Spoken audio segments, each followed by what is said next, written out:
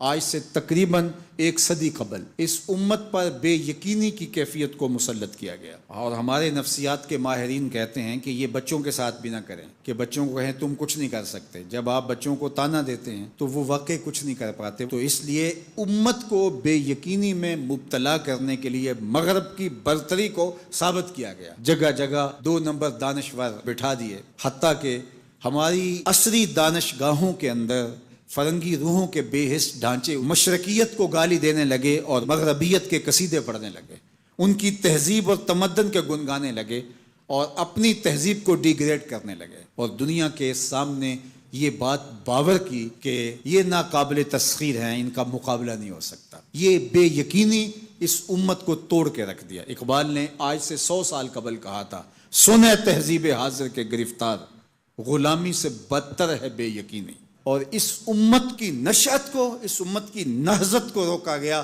کہ نہیں تم مقابلہ نہیں کر پاؤ گے، اور یہ ماضی کے اندر بھی ہوتا رہا۔ قوم موسیٰ نے کہا تھا ہم تو مقابلہ کر نہیں سکتے، موت سے بدتر زندگی تھی، اور یہ بالکل ہتھیار پھینک چکے تھے۔ پھر حضرت موسیٰ آئے اور ان کو کھڑا کیا، ہمت دلائی، دریائے نیل کے کنارے آئے تو پھر اڑ کے کھڑے ہو گئے۔ چونکہ 12 قبیلے تھے تو کہنے لگے کہ ہم ایک ہی راستے سے نہیں گزریں گے، دشمن پیچھے چڑھا ہوا ہے اور یہ قوم اڑ کے کھڑی ہو گئی ہے دریائے نیل کے کنارے کہ نہیں ہم ایک سوراخ سے نہیں گزریں گے، ہمارے قبیلے الگ الگ ہیں، لہٰذا ہمارے لیے الگ الگ راستے بناؤ۔